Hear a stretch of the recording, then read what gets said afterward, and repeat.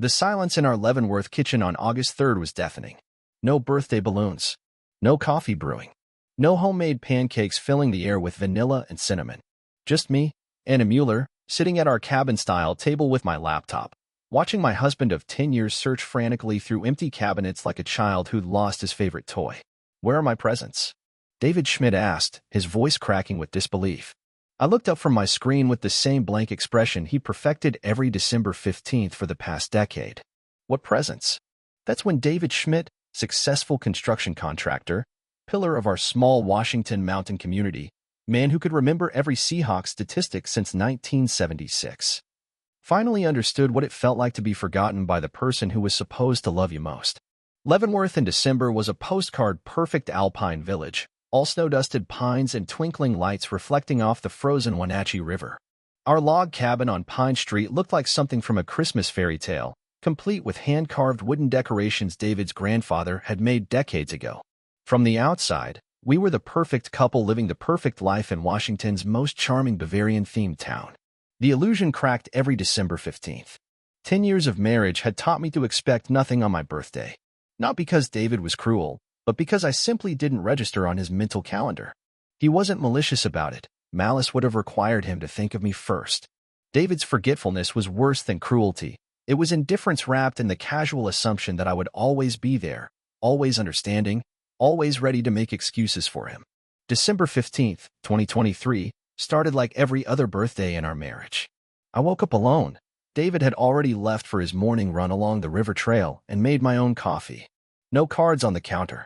No flowers. No acknowledgement that this day was any different from the 364 others.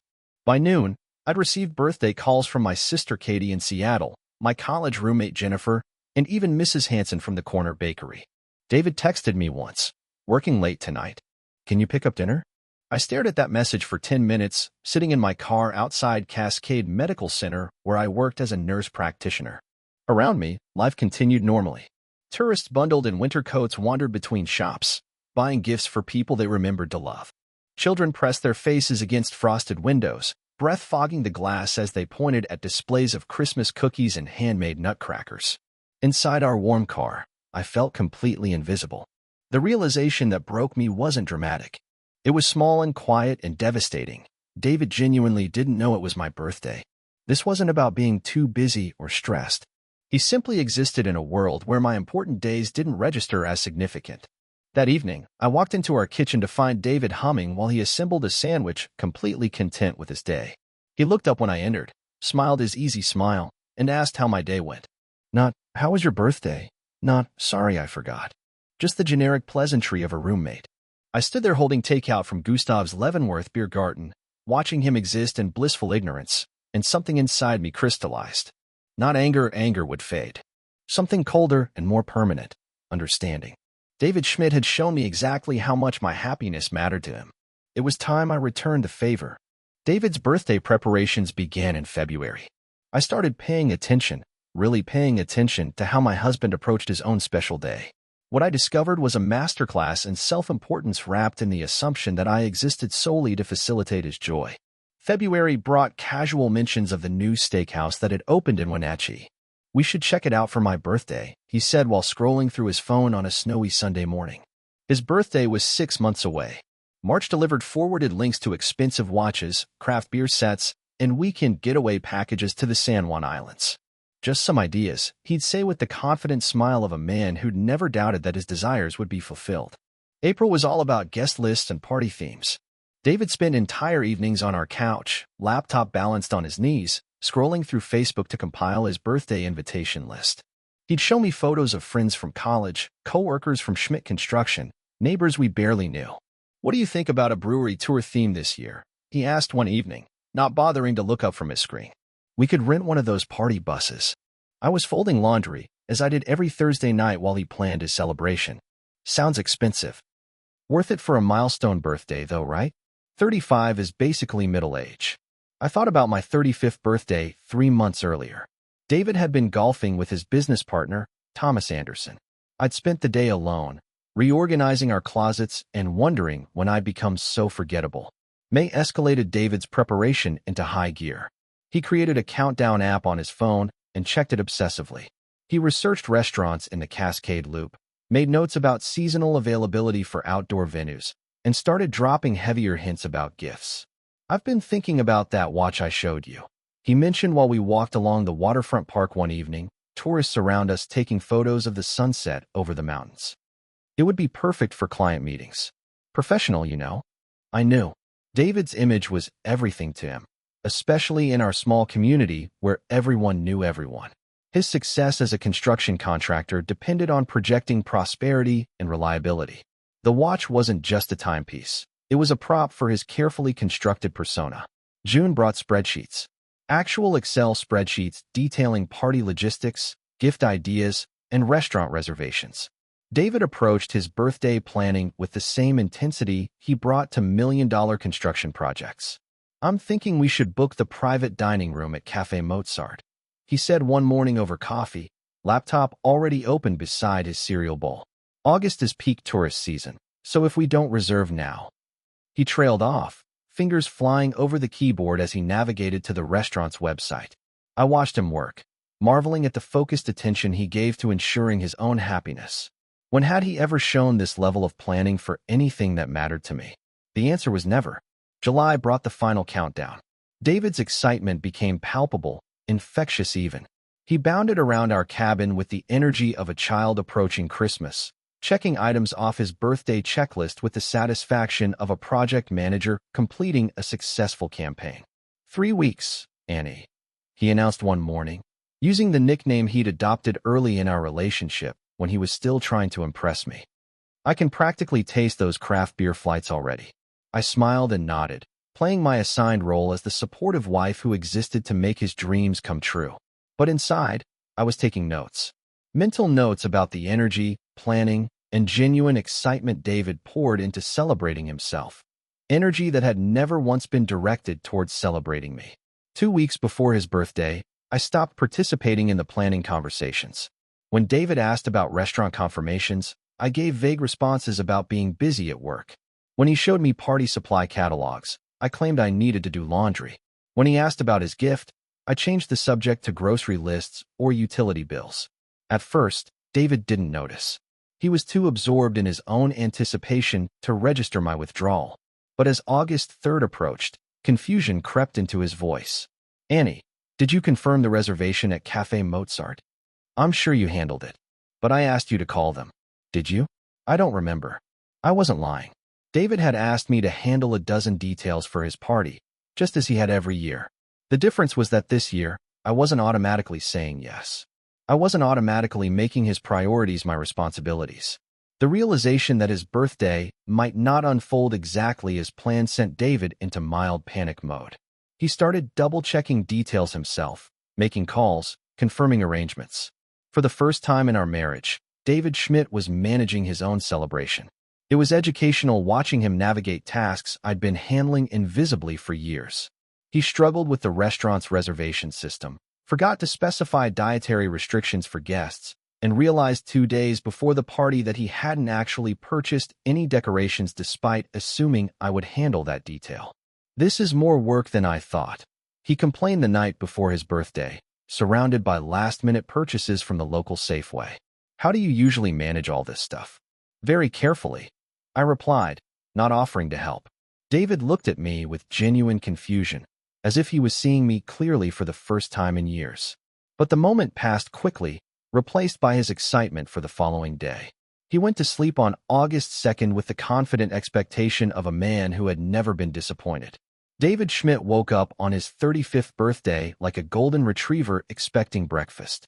He bounded downstairs in his favorite University of Washington t-shirt, probably anticipating the smell of his beloved Sunday pancakes and the sight of wrapped gifts arranged artfully on our kitchen island. Instead, he found me dressed for work, thermal coffee mug in hand, car keys already jingling. "Morning," I said without looking up from my phone, where I was checking my patient schedule for the day. David stopped in the doorway, his celebratory energy deflating like a punctured balloon. He looked around our kitchen. No decorations, no breakfast preparations, no evidence that this day was special in any way. "It's August 3rd, he said, his voice carrying a note of uncertainty I'd never heard before. Is it? I glanced at my phone screen. Oh, look at that. Thursday already. The week just flies by. The silence stretched between us like a chasm. David stood there in his birthday shirt, looking lost in his own home. Annie, it's my birthday. I looked at him with the same blank expression he'd perfected over a decade of my birthdays. Is it really? I had no idea. What do you mean? You had no idea. It's August 3rd. My birthday is August 3rd. It's been August 3rd for 35 years. Huh. I shrugged, genuinely mimicking his typical response to my forgotten birthdays. What a coincidence. David's face cycled through confusion, disbelief, and the dawning horror of recognition. This is about your birthday, isn't it? What about my birthday? The one I missed. Again, I took a slow sip of my coffee, savoring the moment. David, I honestly have no idea what you're talking about. Just like you had no idea what I was talking about every December 15th for the past 10 years. But Annie, today is different. Today is my birthday. And December 15th is mine. Every year. For my entire life. David sat down heavily at our kitchen table, his birthday excitement replaced by something I'd never seen in him before. Genuine distress at being overlooked. Where are my pancakes? He asked, his voice small. Where were mine? Where are my presents? Where were mine? But I always get presents on my birthday. I never got presents on mine. The symmetry was perfect and devastating. David was experiencing, for the first time in his life, what it felt like to be an afterthought in someone else's world. David spent his birthday in a state of bewildered panic that would have been comical if it weren't so pathetic. He called in sick to work, the first time in our marriage I'd seen him prioritize personal distress over professional obligations, and spent the morning pacing our cabin like a caged animal. I went to work as usual. Cascade Medical Center was busy with the August tourist influx, and I threw myself into patient care with the focused attention of someone who had finally found her purpose. Between appointments, I ignored the 17 text messages David sent throughout the day. Is this really happening? Anna, please call me. I know I messed up, but this isn't fair. It's my birthday. Everyone's going to ask where you are tonight. The reservation is for 2 people. I'm sorry about your birthday, okay? Can we talk now? Each message revealed more desperation, more genuine confusion about how his perfect day had gone so wrong. David had spent 35 years assuming that his birthday mattered to everyone around him because it mattered intensely to him. The possibility that someone, especially his wife, might simply not care had never entered his worldview. By afternoon, his messages shifted from confusion to anger. This is cruel, Anna. I get it, you're mad, but this is petty. I'm your husband. You're ruining my birthday to make a point. That last message made me laugh out loud in the break room, causing my colleague Dr. Sarah Johnson to look up from her charts with raised eyebrows. David's having a crisis, I explained. The birthday thing. Sarah had worked with me for 3 years and had witnessed my quiet disappointment every December. She was one of the few people who knew how consistently my husband forgot the most basic details of my life. He's experiencing consequences for the first time in his life. It's educational. How are you feeling about it? I considered the question while stirring my afternoon coffee. How was I feeling? Not guilty, which surprised me. Not angry anymore, which surprised me more. Mostly, I felt free. Like I'm finally visible, I said. That evening, I arrived home to find David sitting at our kitchen table with his laptop open, surrounded by the detritus of a day spent in crisis management. He'd apparently spent hours trying to salvage his birthday celebration, calling friends to explain why dinner was canceled, researching last-minute alternative venues, and generally experiencing the logistical nightmare that comes with trying to organize a party on the day of the event. The reservation at Café Mozart was for tonight, he said without looking up when I walked in. I had to cancel it. That's too bad. 23 people were supposed to come. Were they? I had to call everyone and explain why the party was canceled. What did you tell them? David finally looked at me, his face a mask of exhaustion and confusion. I told them you were sick. You lied. What was I supposed to say? That my wife forgot my birthday? That she's punishing me by ruining the most important day of my year? I sat down across from him, noting how he looked smaller somehow, deflated by the absence of celebration he'd taken for granted. David, let me ask you something. What's the most important day of my year? He opened his mouth, then closed it. Take your time. Think about it.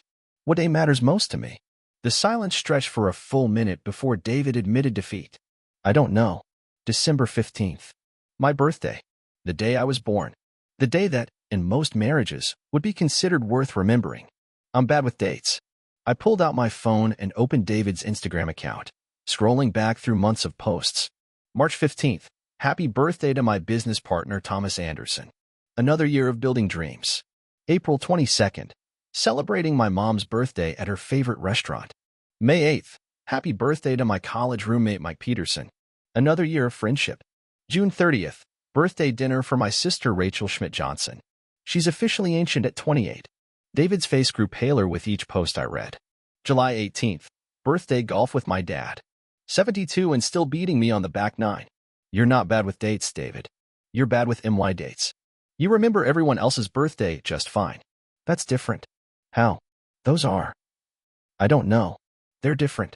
They're different because those people matter to you. Because you think about them as individuals with their own lives and preferences and important days.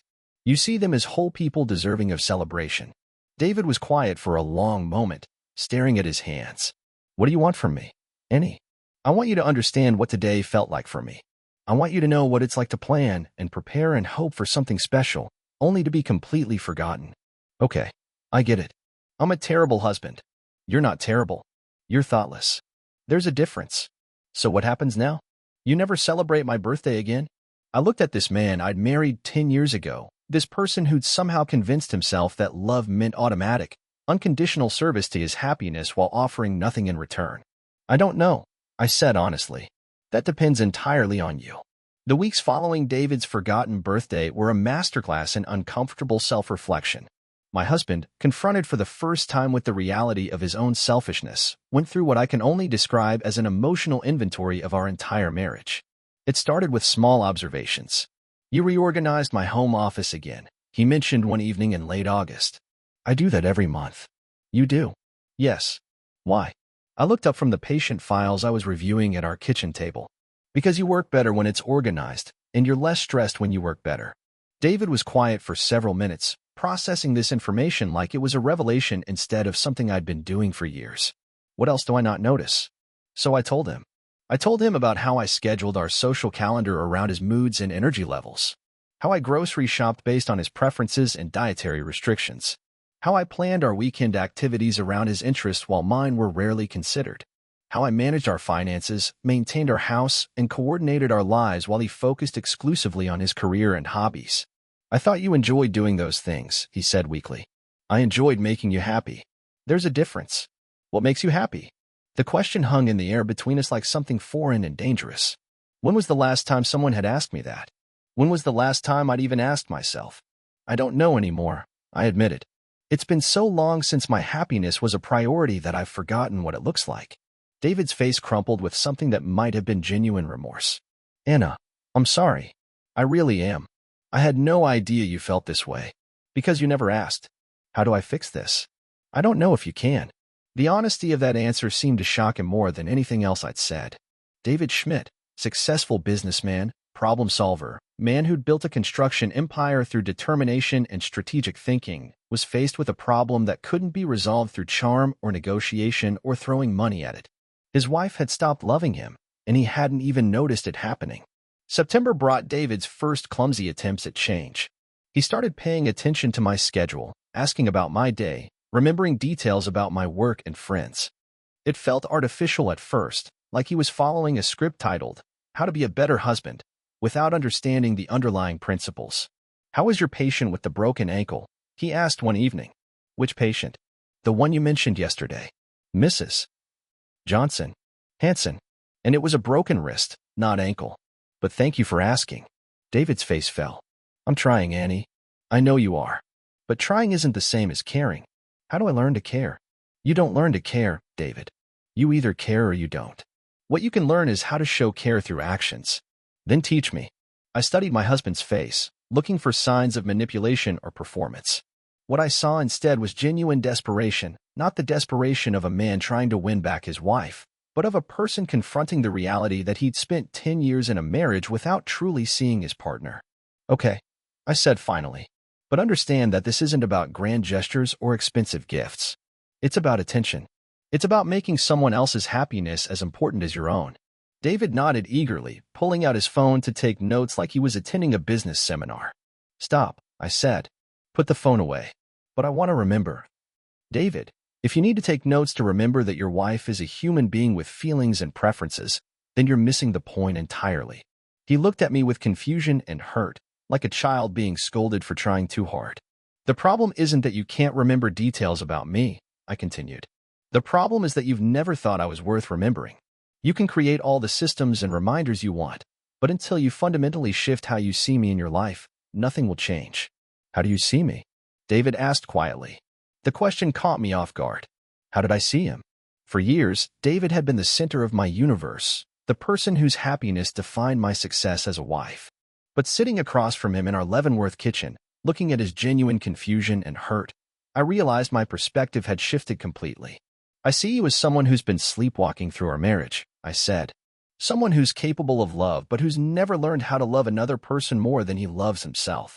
David was quiet for a long time, absorbing this assessment. Do you still love me? He asked. I considered lying, offering false reassurance that would make this conversation easier. Instead, I chose honesty. I love the person you could be. I'm not sure I love the person you are. October in Leavenworth was always magical. The summer tourists had departed, leaving the town to its year-round residents and the spectacular autumn colors that painted the Cascade Mountains in shades of gold and crimson. David and I had always loved this season, or rather, I loved it while David tolerated it between construction seasons. This year felt different. David had thrown himself into the project of becoming a better husband with the same intensity he brought to construction development. He read books about emotional intelligence, attended a men's support group in Wenatchee, and even started seeing a therapist, all without being asked. Dr. Martinez says I have patterns of emotional unavailability dating back to childhood. He reported one evening while we walked along the Wenatchee River. What do you think about that? I think he's right. I think I learned to prioritize achievement over relationships because achievement felt safer. David's newfound self-awareness was impressive, but I found myself skeptical of rapid personality changes. People didn't typically transform overnight, especially not people who'd spent 35 years operating from a position of comfortable selfishness. What does that mean for us? I asked. It means I want to learn how to love you properly. And if you can't? David stopped walking and turned to face me, the setting sun casting orange shadows across his face. Then I'll have to accept that I lost the best thing in my life because I was too stupid to appreciate it while I had it. The vulnerability in his voice was real, but I'd heard David be persuasive before. His success in business came from his ability to say exactly what people needed to hear to get what he wanted. How could I trust that this wasn't just another negotiation? I want to try something, I said. Anything. I want you to plan something for me. Something that shows you've been paying attention to who I am and what makes me happy. Not something generic, not something you think wives are supposed to like. Something specifically for me. David nodded eagerly. Like a birthday party? No. Like a demonstration that you see me as an individual person with unique preferences and interests. When? You tell me. You pick the date. You plan the event. You show me that my happiness matters to you as much as your own has always mattered to me. David accepted this challenge with the focused determination of a man trying to save his marriage. What followed was 3 weeks of the most intense attention he'd ever paid to my actual preferences and personality. He started small. Instead of his usual cursory, "How was work?" David began asking specific questions about my patients, my colleagues, and the medical challenges I faced each day. He remembered names, followed up on situations I'd mentioned, and showed genuine interest in the professional life I'd been managing alone for years. "How did Mrs. Anderson's knee replacement consultation go?" he asked one evening. I stopped mid-bite of my dinner, fork suspended in surprise. "You remembered that? You said she was nervous about the surgery." I was wondering if Dr. Johnson was able to address her concerns. It was such a small thing, remembering a detail about my workday, but it felt revolutionary. For the first time in years, David was treating my professional life as interesting and important rather than just background noise to his own activities. He progressed to larger observations. David noticed that I always seemed happiest when we hiked the trails around Icicle Creek. He observed that I preferred quiet evenings at home to large social gatherings. He realized that I lit up when discussing books but shut down when he dominated conversations about construction deals. "You've been reading more lately," he mentioned one Saturday morning. "I've always read a lot. But you're reading different books now. More fiction, less professional development stuff." He was right.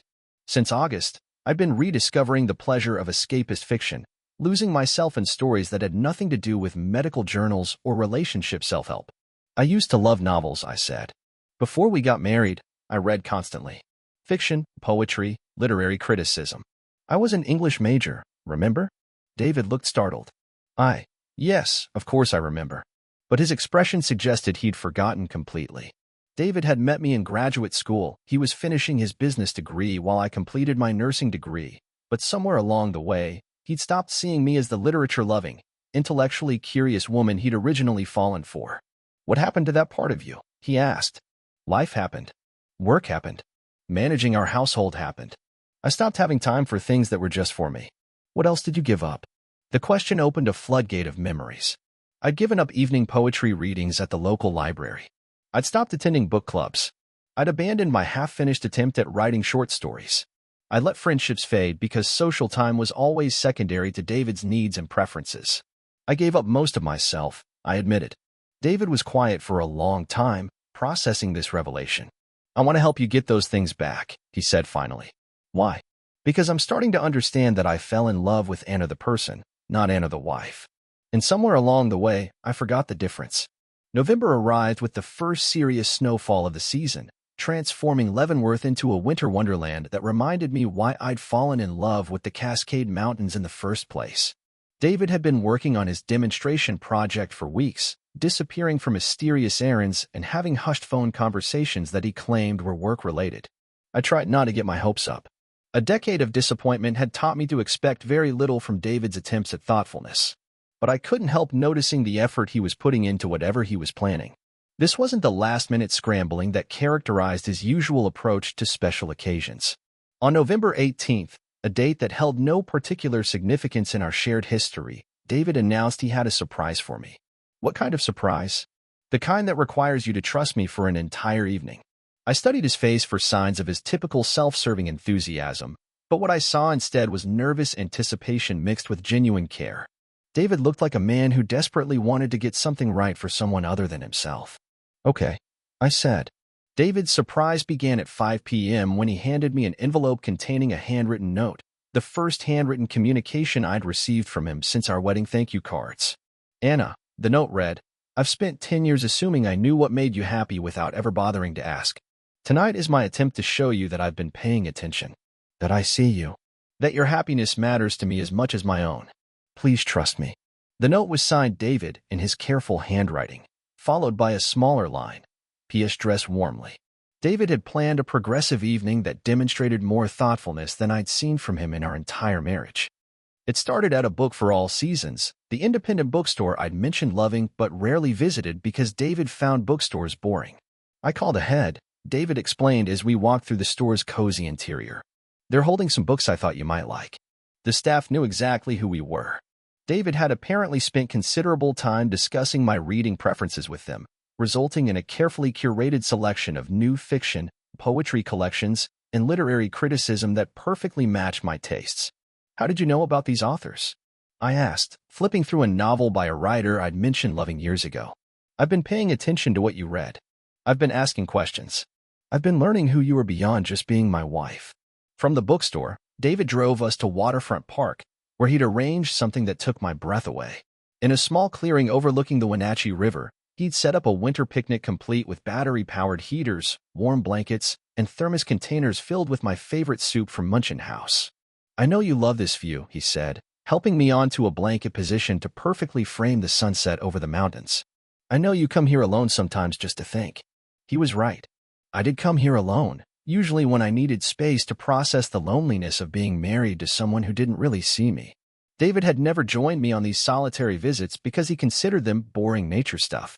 You researched how to make this work in November weather, I observed, noting the careful preparation that had gone into making an outdoor picnic comfortable in near-freezing temperatures.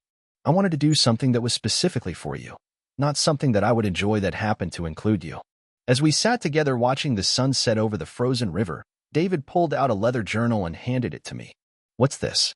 I've been writing down things I've learned about you over the past 3 months. Things I should have known years ago. Things I want to remember.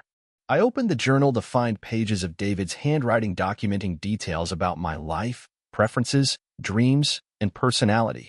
Anna prefers tea to coffee after 6 p.m. Anna lights up when talking about books but shuts down when I dominate conversations. Anna gave up writing because she didn't think anyone would be interested in her stories. Page after page revealed a man discovering his wife as if meeting her for the first time. The last entry is different, David said quietly. I flipped to the final page and found a longer passage. November 15th. I realized today that I've been married to an extraordinary woman for 10 years without ever bothering to learn who she really is. Anna is intelligent, creative, compassionate, and stronger than I ever gave her credit for. She built a life around making me happy while I barely noticed she existed as an individual. She deserves better than what I've given her. She deserves to be seen, celebrated, and loved for who she is, not just for what she does for me. I don't know if I can become the husband she deserves, but I want to try. I want to spend the rest of our marriage learning who Anna really is and making sure she knows how much she matters. I sat in the cold November air reading David's words, feeling something shift inside my chest. This wasn't the grand romantic gesture of a man trying to win back his wife. This was the quiet recognition of a person finally seeing another person clearly. Anna, David said, his breath visible in the cold air. I know I can't fix 10 years of neglect with one evening. I know you have every right not to trust this change. But I want you to know that for the first time in our marriage, I'm thinking about your happiness as much as my own. I looked at this man I'd married, this person who'd spent a decade taking my love for granted, and saw something I'd never seen before, genuine humility. This is beautiful, David. All of it. The books, the picnic, the journal. But I need you to understand something. What? This can't be a one-time thing. This level of attention and care, it has to become who you are, not just something you do when our marriage is in crisis. David nodded seriously. I understand. I'm not trying to fix everything with one gesture. I'm trying to show you that I'm capable of change, that I want to be someone worthy of your love. We sat together in comfortable silence, watching the last light fade over the Wenatchee River. For the first time in years, I felt genuinely seen by my husband. December arrived with the kind of heavy snowfall that turned Leavenworth into a Christmas wonderland. Our log cabin looked magical wrapped in snow and twinkling lights, but I felt no excitement about my approaching birthday. 10 years of disappointment had trained me to expect nothing, and despite David's November gesture, I couldn't quite believe that this year would be different. David, however, was clearly planning something. Unlike his usual last-minute scrambling, David's birthday preparations for me were subtle but persistent. He made mysterious phone calls in the other room. He disappeared for unexplained errands. He asked careful questions about my schedule and preferences without revealing why he needed the information. Do you have any patient emergencies scheduled for December 15th? He asked one morning over coffee. Not that I know of. Why? Just wondering. His nervous energy was palpable and, despite my determination not to get my hopes up, infectious. David was putting effort into my birthday, real, sustained effort that began weeks in advance instead of panic day of scrambling. December 10th brought the first concrete sign that this year would be different. I came home from work to find David in our kitchen with his laptop open, surrounded by handwritten notes and printed emails. What are you working on? Top secret birthday business, he said with a smile that seemed genuinely excited rather than obligatory. David, you don't have to. Yes, I do, he interrupted gently. I have 10 years of birthdays to make up for. Let me try. December 12th brought flowers, not the generic roses David had occasionally brought home as afterthoughts, but a carefully chosen bouquet of winter jasmine and white roses from Obertal Mall's florist. The card read, For Anna, who deserves to be celebrated every day, not just on birthdays. Love, David. December 13th brought a phone call that surprised me more than any gift could have. Anna Mueller? The voice was unfamiliar but professional. Yes. This is Dr. Sarah Martinez from the University of Washington Creative Writing Program. Your husband contacted us about your interest in returning to writing. I sat down heavily at our kitchen table, phone pressed to my ear. I'm sorry. What? David Schmidt reached out to our continuing education department. He mentioned that you're a talented writer who gave up pursuing your passion, and he wanted to know about our non-degree continuing education options for working professionals. My hands started shaking. David had not only remembered my abandoned writing dreams, he'd taken action to help me reclaim them. We have a winter workshop series starting in January, Dr. Martinez continued. It's specifically designed for people who want to return to creative writing after taking time away. Would you be interested in more information? Yes, I whispered. Yes, I would. After I hung up, I sat in our kitchen for 20 minutes, staring at the phone and trying to process what had just happened. David hadn't just remembered something I'd mentioned in passing. He'd researched resources, made contact with professionals, and created an opportunity for me to rediscover a lost part of myself. When David came home that evening, I was waiting for him. The University of Washington called me today. David's face lit up with nervous anticipation. Did they? What did you think? I think you've been paying attention. I have. I really have. David, how did you even know to call them? I remembered you mentioning that you used to write stories. I remembered you saying you gave up creative writing when life got busy. So I started researching programs that might help you get back to it. I looked at this man who had spent 10 years ignoring my interest and dreams, now actively working to help me reclaim them. This is incredible, I said. But I need you to understand something. What? If you're doing this to fix our marriage, it won't work. You can't buy your way back into my love with thoughtful gestures. David's face fell slightly. I'm not trying to buy anything, Annie. I'm trying to become the husband you deserved from the beginning. December 14th passed quietly.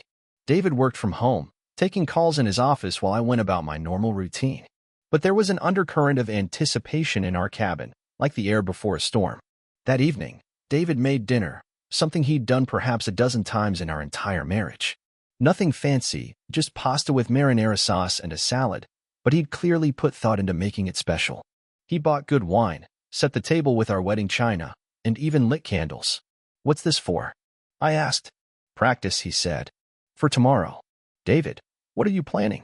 You'll see. I went to bed on December 14th with a mixture of excitement and anxiety I hadn't felt about my birthday in years. Part of me was afraid to hope, afraid that David's recent attentiveness was temporary and would evaporate once the crisis in our marriage passed. But a larger part of me was curious to see whether David Schmidt could actually pull off celebrating someone other than himself. December 15th dawned clear and cold, with the kind of brilliant winter sunshine that made the snow-covered landscape sparkle like diamonds. I woke up to the smell of coffee and pancakes, real pancakes, not the frozen kind David usually managed when he attempted breakfast. Downstairs, I found our kitchen transformed.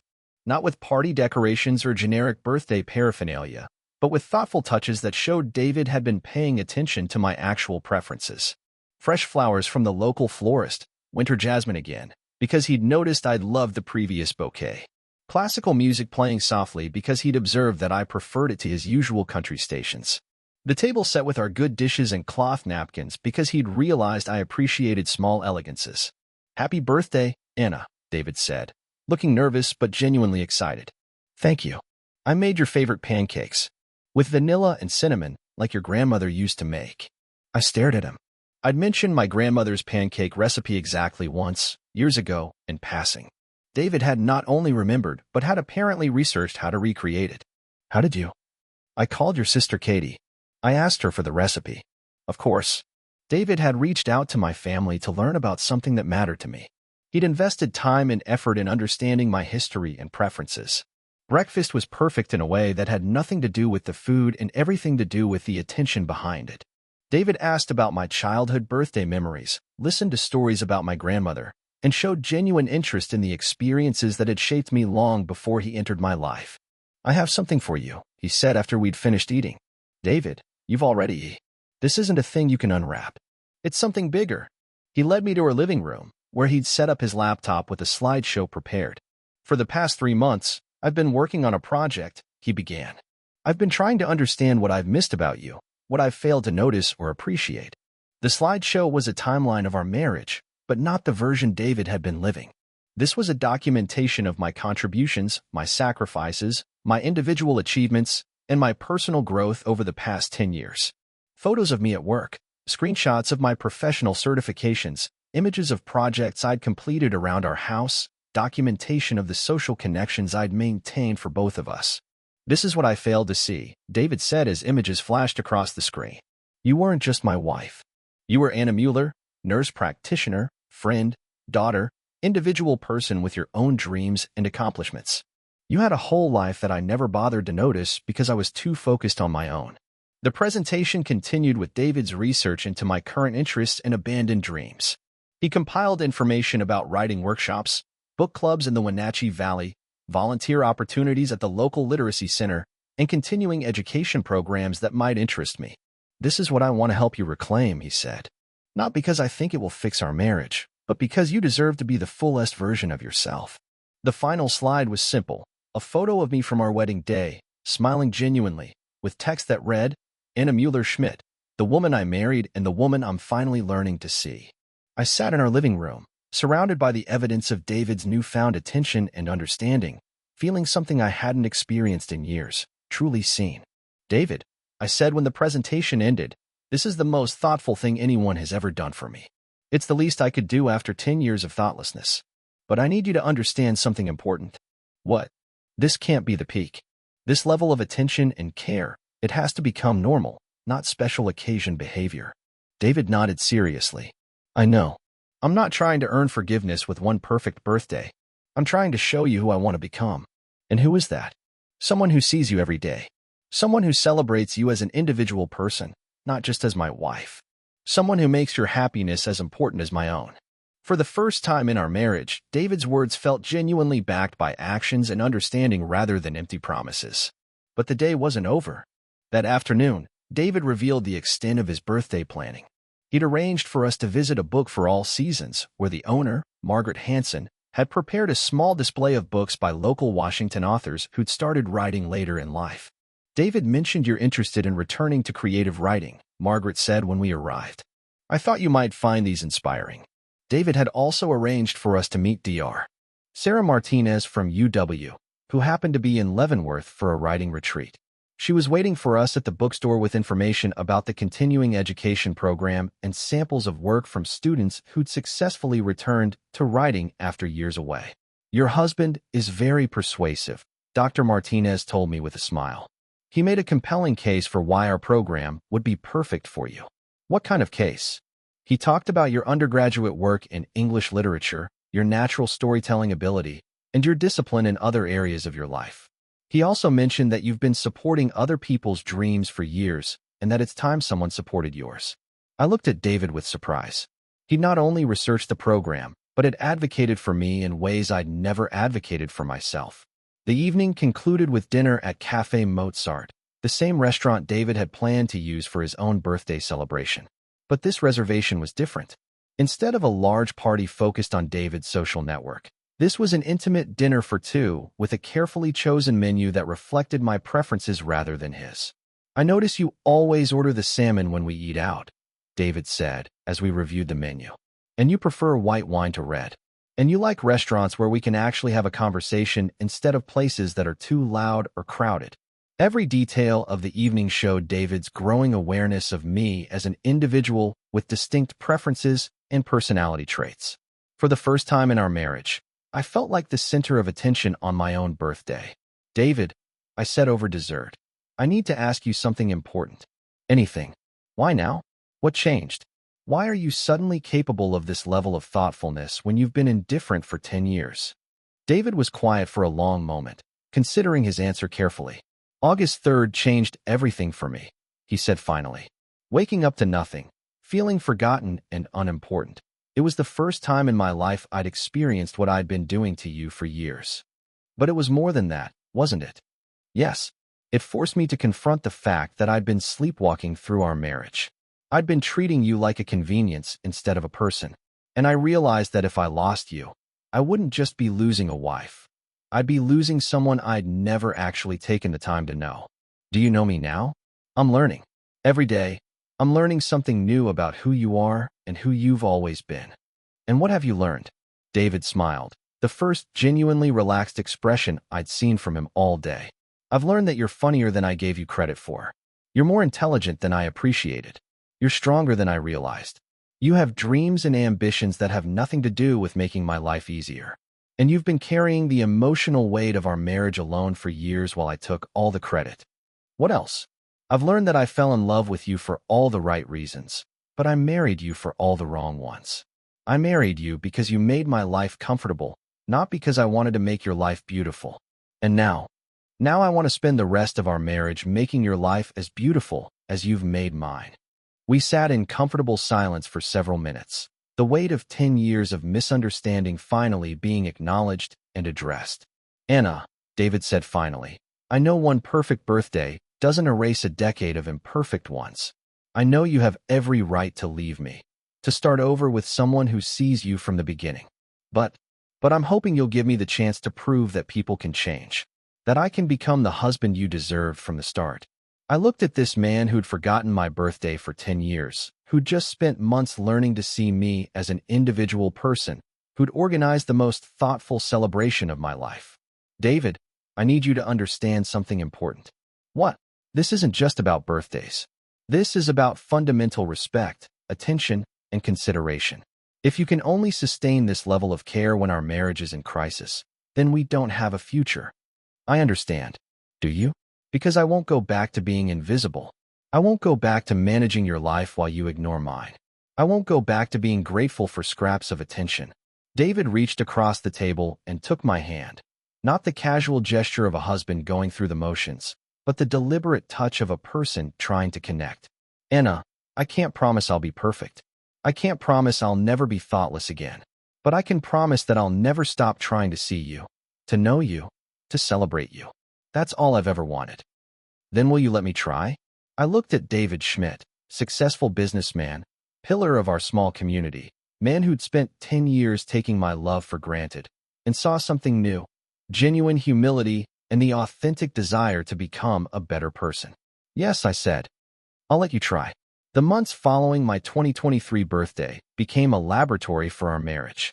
David approached the project of becoming a better husband with the same systematic focus he brought to construction development. But instead of trying to change me to fit his vision, he worked on changing himself to deserve my love. January brought the first real test of David's commitment. The winter writing workshop I'd enrolled in met every Saturday morning at the Leavenworth Library, which meant David had to manage Saturday responsibilities he'd traditionally delegated to me. Grocery shopping, house cleaning, social obligations. All the invisible labor that kept our lives running smoothly. This is harder than I thought, David admitted after his first solo Saturday managing our household. What's harder? Everything you do while I'm focused on work. I had no idea how much mental energy it takes to coordinate all the details of our life. David's growing awareness of domestic labor was gratifying, but his response to the writing workshop was what really convinced me that his change was genuine. Instead of viewing my Saturday mornings as time away from him, David actively supported my creative pursuits. He bought me a beautiful leather-bound journal for workshop exercises. He cleared space in our home office for my writing materials. He learned to make Saturday breakfast so I could leave for class without worrying about household logistics. Most importantly, he asked about my writing with genuine interest and curiosity. How was workshop today? Became David's regular Saturday afternoon question. We worked on character development. I might respond. What kind of characters are you creating? These conversations revealed David's growing capacity for sustained interest in something that mattered to me but had no direct benefit for him. For the first time in our marriage, David was investing attention in my individual growth and happiness. February tested David's commitment when his work demands increased significantly. A major construction project required longer hours and weekend meetings. Exactly the kind of professional pressure that had historically made him even more self-centered and demanding. But instead of reverting to his old patterns, David found ways to maintain his newfound attentiveness despite work stress. I have a client dinner Thursday night, he mentioned one evening in late February. Okay. It's at that new place in Wenatchee. I know you've wanted to try their menu. I looked up from my book, surprised. The old David would have attended client dinners alone or with colleagues, never considering whether I might enjoy joining him. Are you inviting me? If you want to come. It's not a requirement, but I thought you might like the food, and I know I'd prefer your company to making small talk about market trends all evening. This shift, from excluding me from his professional life to actively including me, represented a fundamental change in how David saw our relationship. Instead of compartmentalizing his life into work David and home David, he was integrating me into his whole existence. March brought our first real conflict since David's transformation began. During a particularly busy week at the medical center, I forgot to handle something David had requested, rescheduling a social obligation with his college friends. The old David would have been frustrated and passive-aggressive, making comments about my reliability while taking care of the situation himself. The new David surprised me. Annie, I realized I never actually asked if you had time to call Mike about rescheduling. he said when he came home to find the task undone. I just assumed you'd handle it because that's what I'm used to. That's not fair to you. I forgot, I admitted. I'm sorry. You don't need to apologize for not being my personal assistant. I should have handled it myself. David called Mike himself, apologizing for the late notice and rescheduling their get-together. Afterward, he sat down with me to discuss how we wanted to handle social coordination going forward. I think I've been treating you like my secretary instead of my partner, he said. How do we fix that? We developed a system for shared responsibility that divided tasks based on preference and availability rather than gender-based assumptions. David took over financial management, which he enjoyed and was good at. I continued handling medical appointments and home maintenance, which I preferred to control. We split social obligations based on whose friends or family were involved. This feels more like a partnership, I observed after a few weeks of the new system. It is a partnership. I don't know why it took me so long to figure that out. April brought the ultimate test, David's 36th birthday. I approached David's birthday with careful attention but also with clear boundaries. I wanted to celebrate him, but I wasn't going to return to the one-sided dynamic that had characterized our previous celebrations. What would you like to do for your birthday? I asked in mid-March. Something low-key. Maybe just dinner with a few close friends. Not a big party? David smiled. I don't need a big party to feel celebrated anymore. I'd rather do something that we both enjoy. David's birthday celebration that year was the most balanced we'd ever managed. I planned elements I knew he'd love, a dinner at his favorite restaurant, a small gathering with his closest friends, a gift that reflected his interests. But David also contributed to the planning, handled logistics, and made sure the evening included elements I'd enjoy rather than just tolerating my presence at his party. This feels different, David said at the end of his birthday dinner. How so? Better. More like we're celebrating together instead of you doing all the work while I take all the credit. That's exactly what it is. May brought unexpected validation from outside our marriage. David's transformation hadn't gone unnoticed by our friends and community in Leavenworth. Whatever you two are doing differently, it's working, our neighbor Mrs. Peterson mentioned one evening when we ran into her at the farmer's market. You both seem happier. How can you tell? I asked. David actually listens when you talk now. And Anna, you seem more present, more like yourself. Other friends made similar observations. David's business partner Thomas mentioned that David seemed more focused at work, but also more balanced. My colleague Dr. Sarah Johnson noted that I seemed more energetic and engaged at the medical center. It's like you're both finally in the same marriage, Sarah observed. Instead of David being married to his ideal of a wife while you were married to someone who didn't see you. June marked 6 months since David's forgotten birthday and the beginning of our marriage transformation. We celebrated this milestone quietly, with a dinner at home and honest conversation about how we'd both changed. What's been the hardest part of this process for you? I asked David over wine on our back deck, watching the sunset over the Cascade Mountains. Learning that love is work, he said without hesitation. I thought love was supposed to be effortless, that if you had to try hard, it meant you weren't compatible. I didn't understand that effort is how you show love. What's been the best part? Getting to know you. Really know you. I thought I knew you after 10 years of marriage, but I was just familiar with your routines. Learning about your thoughts, your dreams, your sense of humor. It's like falling in love with someone new who happens to be my wife. And what's been hardest for you? David asked. Learning to trust this change. Learning to believe that you're capable of sustaining this level of attention and care. And the best part? Feeling visible. Feeling like my happiness matters to someone other than just me. We sat in comfortable silence, watching hikers navigate the mountain trails as the summer evening settled around us. Anna, David said finally, I know I can't undo 10 years of taking you for granted, but I want you to know that I see you now. Really see you. And I'm grateful every day that you're giving me the chance to love you properly. I see you too, David. And I'm grateful that you're doing the work to become someone I can love without reservation. December 15th, 2026. I woke up on my 38th birthday to the sound of David making breakfast downstairs, not a special occasion effort, but part of our routine. David had taken over morning meal preparation 2 years ago when he realized he enjoyed cooking and I preferred extra sleep before my early shifts at the medical center. Our bedroom was filled with the scent of cinnamon and vanilla. David's pancake recipe had evolved over the years, incorporating techniques he'd learned from YouTube videos and cooking classes. He'd become genuinely skilled at creating the flavors I loved, not as a birthday gesture, but as a regular expression of care. Happy birthday, beautiful, David said when I came downstairs, using an endearment that had become natural rather than performative over our years of rebuilding. Thank you. The kitchen table was set with flowers, not expensive arrangements, but simple bouquets David picked up weekly because he'd learned that I loved having fresh flowers in our home. My birthday card was handwritten, as all of David's cards had become, filled with specific references to memories we'd created together over the past year. I have something for you, David said after breakfast. What is it? He handed me a bound manuscript with my name on the cover.